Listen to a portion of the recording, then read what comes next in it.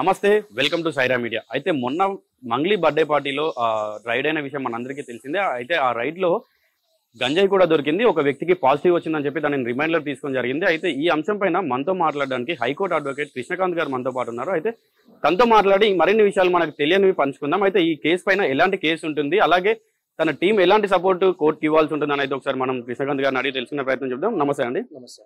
So నాకు first ఈ case పైన ఉన్న డౌట్ ఏంటంటే, మంగ్లీ ఒక C6లో కొన్ని రోజుల పాటు యాంకర్, రిపోర్టింగ్ అలాంటి జాబ్ రోల్ ప్లే చేసిన ఆమె నాకు సౌండ్ పొల్యూషన్ గురించి లేదంటే లిక్కర్ గురించి నాకు పర్మిషన్ తీసుకోవాలని తెలియదని చెప్పి ఆమె ఒక వీడియో తీసి పెట్టింది. సో ఫస్ట్ దానిపైన ఏం చెప్తారు మీరు? ఫస్ట్ ఆఫ్ ఆల్ ఆవిడ బ్యాక్గ్రౌండ్ అంతా వదిలేయండి. ఆవిడే కాదు, ఎనీ సిటిజన్, మీరైనా కానీ నేనైనా కానీ ఎవరైనా కానీ ignorance of law is not an excuse.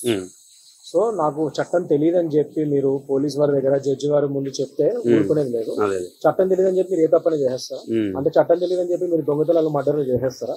అయ్యో దీనికి పనిష్మెంట్ పడుతుందని నాకు తెలియదండి అని చెప్పి మీరు, నాకు చట్టం ఉందని తెలియదని చెప్పి మీరు చేయడంలో మీనింగ్ లేదు కదా అలా. So ignorance of law is not a excuse first and foremost. So ఆవిడ ఇప్పుడు ఇవాళ రోజు నేను కూడా చూడడం జరిగింది ఆ వీడియో.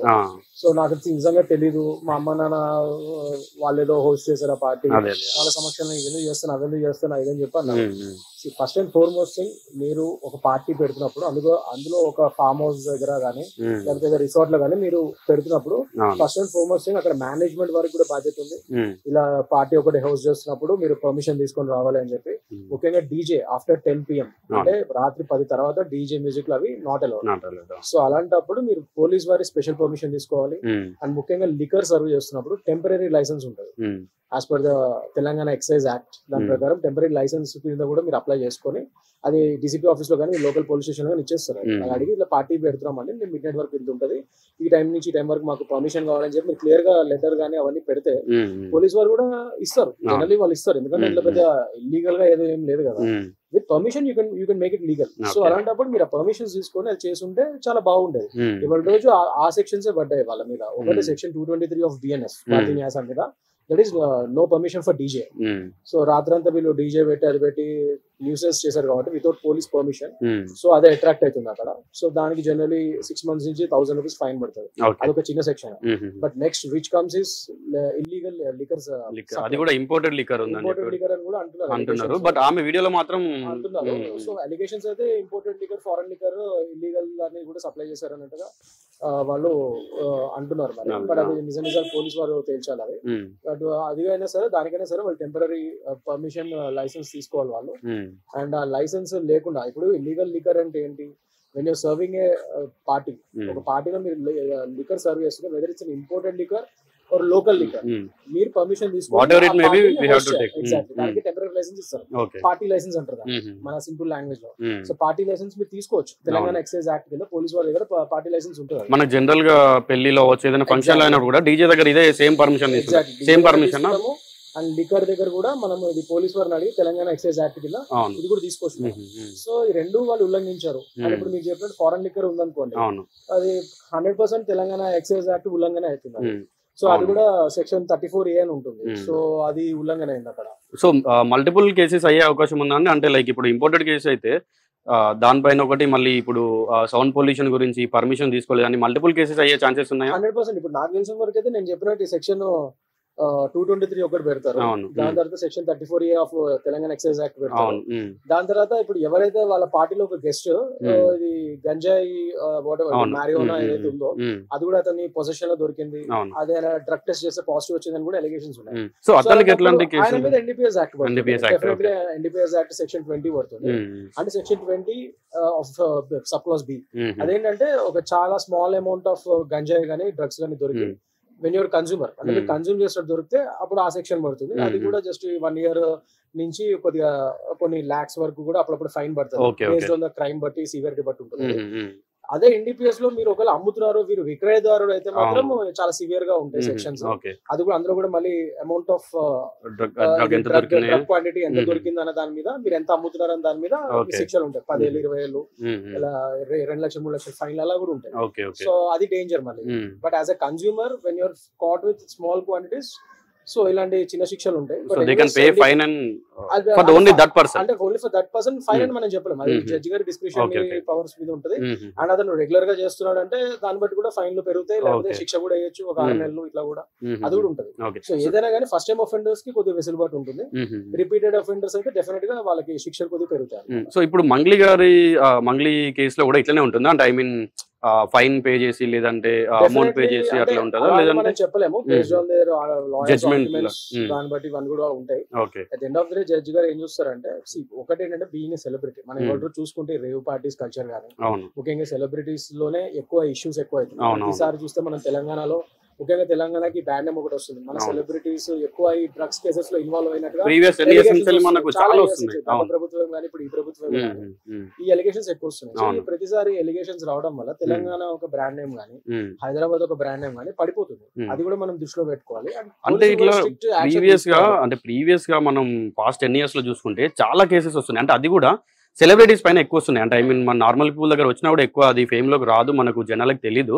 సో ఈ సెలబ్రిటీలు ఎన్ని కేసులు అయినా కూడా ఎందుకు మారట్లేదు అంటారు? అంటే జడ్జిమెంట్ ఏమైనా అంటే వీళ్ళకు ఫైన్ పే చేస్తే వీళ్ళకి కేసు కొట్టేయడం లాంటిది కానీ ఏమైనా ఉందంటున్నారా? అందుకోసం అని వీళ్ళు ఏమైనా ముందు అడిగేస్తున్నారు? అంటే ఎన్ని జరిగినా కూడా వీళ్ళు ముందు వెళ్ళడానికి ఏం చెప్తున్నానంటే పోలీస్ వారి వ్యవస్థ సరిగ్గా లేదు. పోలీస్ వారు సరైన సాక్ష్యాధారాలతో సరైన చార్జ్ షీట్స్ ఫైల్ చేస్తే అప్పుడు నిజంగా ఒకవేళ సెలబ్రిటీస్ కానీ ఎవరైనా కానీ తప్పులు చేస్తే they will be prosecuted under law. So సరైన ఇన్వెస్టిగేషన్ సరిగ్గా అవుతుందో లేదో ఫస్ట్ చూసుకోవాలి. పోలీస్ వారు ఎలా చేస్తున్నారు ఏంటనే చూసుకోవాలి. సో వాళ్ళు సరిగ్గా కేసుల్ని సరైన దీనిలో పెట్టి ఇన్వెస్టిగేషన్ చేసి సరైన సాక్ష్యాధారాలతో చార్జ్ షీట్ వేస్తే అప్పుడు వీటిలో ఏమన్నా ముందుకెళ్లే ఛాన్సెస్ ఉంటాయి. అండ్ ముఖ్యంగా సెలబ్రిటీస్ ఇవాళ రోజు మనం చూసుకుంటే వాళ్ళకి ఒక సోషల్ రెస్పాన్సిబిలిటీ ఉంటుంది. బీయింగ్ సెలబ్రిటీ ముఖ్యంగా మీకు ఒక లీగల్ టీమ్ ఉంటుంది. సో ఇవాళ రోజు మంగ్లీ గారే కానీ ఇంకెవరైనా కానీ నాకు చట్టం తెలియదు అంటాం అనేది మాత్రం చాలా హాస్యాస్పదంగా ఉంది, చాలా బాధాకరంగా కూడా ఉంది. ఎందుకంటే మీరు ఒక సెలబ్రిటీ అయి ఉండి అండ్ మోర్ ఓవర్ మీకంటే ఒక లీగల్ టీమ్ ఉంది, మీరు ఇట్లా నాకు ఎవరు తెలియదు నాకు చట్టం తెలియదు అంటే అది చాలా అసలు వినడానికి కూడా అది నిజంగా జడ్జి గారి ముందు ఇదే మాట అంటే రేపు జడ్జి గారు ఎలా చెప్పాలో సమాధానం అని చెప్తారు. So I think she has to hire a good lawyer and దాని ప్రకారంగా ఆవిడ ముందు తీసుకెళ్ళడం బెటర్. సో ఇప్పుడు అంటే మంగ్లీ వీడియో తీసి అయితే సోషల్ మీడియాలో పోస్ట్ చేసింది కదా, దీన్ని ఏమైనా కోర్టులో సబ్మిట్ చేసే అవకాశం ఏమైనా ఉంటుందా? ఉండొచ్చు, ఎందుకంటే అందులో ఆవిడ క్లియర్ గా నాకు చట్టం తెలియదు, నాకు ఇలా పెట్టుకోకూడదు తెలియదు, ఇలా పర్మిషన్ తీసుకోవాలని తెలియదు అని అంటున్నారు. మరి ఇది డెఫినెట్ గా they can use it against her. Prosecution lawyer వారు చూడండి మాకు చట్టం తెలియదు అని చెప్తుంది, అదంటే ఇగ్నోరెన్స్ ఆఫ్ లా అని క్లియర్ గా ఒప్పుకుంటుంది. సెలబ్రిటీ అంటే చట్టం తెలియకపోవడం ఏంటి అండ్ ఇగ్నోరెన్స్ ఆఫ్ లా అంటే అండ్ లాయర్ లో పెట్టుకోలేదు. ఒక లీగల్ టీమ్ ఉంటారు కదా సెలబ్రిటీస్ అయినప్పుడు కాస్త డబ్బులు ఖర్చు పెట్టుకొని మీరు అన్ని యాడ్స్ చేస్తుంటారు, సాంగ్స్ చేస్తుంటారు, యూఆర్ డూయింగ్ ప్రోగ్రామ్స్ రైట్. మీకంటూ లీగల్ వర్క్ చేయడానికి లీగల్ టీమ్ ఉంటుంది.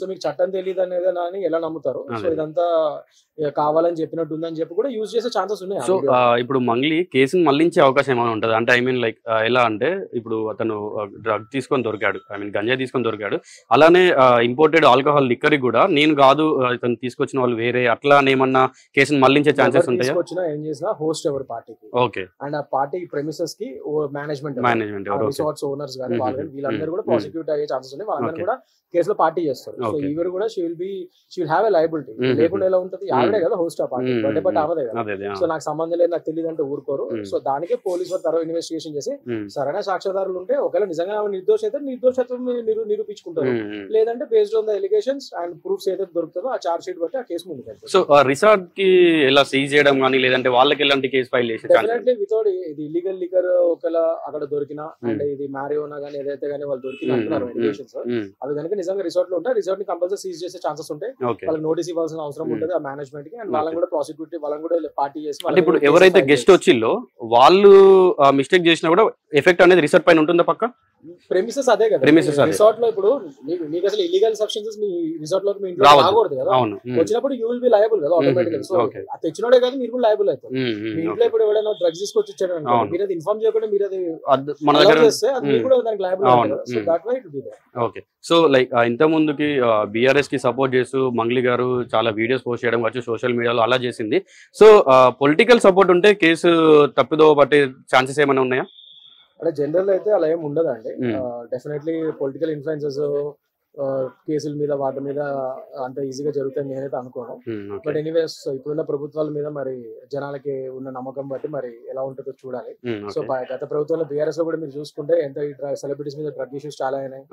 అప్పుడు ఏదో హడావడి చేస్తారు, దాని తర్వాత ఆ కేసులు అన్ని ఎటుపోయినా తెలియదు. మళ్ళీ ఇప్పుడున్న ఈ గవర్నమెంట్ లో of course they are doing some campaigns, but still ఇట్లా జరిగే పార్టీస్ జరుగుతూనే ఉన్నాయి, సెలబ్రిటీస్ ఎప్పటికప్పుడు దొరుకుతూనే ఉన్నాయి. సో చూడాలి మరి గవర్నమెంట్ సరైన ఇది తీసుకోవట్లేదు, చర్యలు తీసుకోవట్లేదు అని నాకైతే అనిపిస్తుంది. Somewhere there is a failure of the authorities and the government.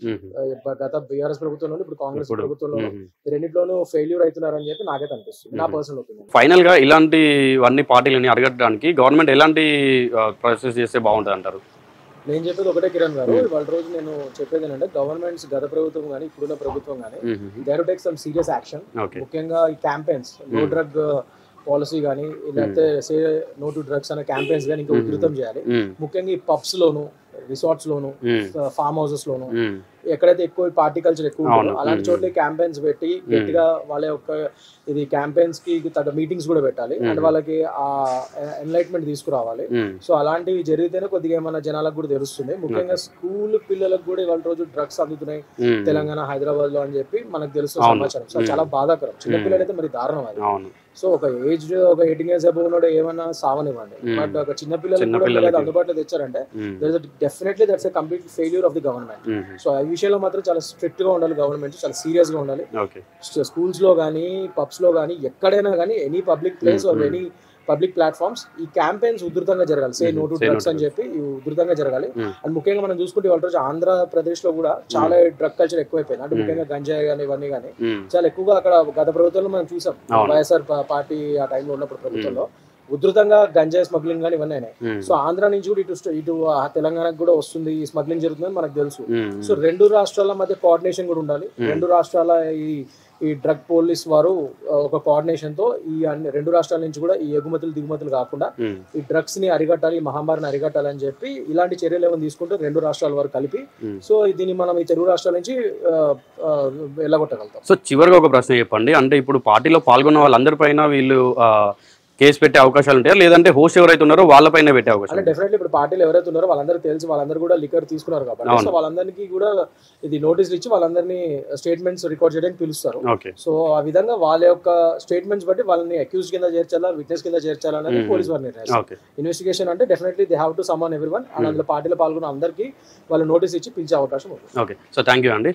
So చూసారు కదా, ఇది కృష్ణకాంత్ గారు చెప్తున్నారు. అయితే మంగ్లీ పార్టీలో జరిగిన దాంట్లో ఎవరైతే పాల్గొన్నారో వాళ్ళ దాంట్లో ఫస్ట్ వాళ్ళు విట్నెసా లేకుంటే అక్యూజ్డా అని చెప్పి వాళ్ళపైన అయితే కేసు ఫైల్ చేసే అవకాశం ఉంటుందన్నారు. సో చూస్తూనే ఉండండి సైరా మీడియా. కెమెరామెన్ వినయ్తో కిరణ్ సైనింగ్ ఆఫ్.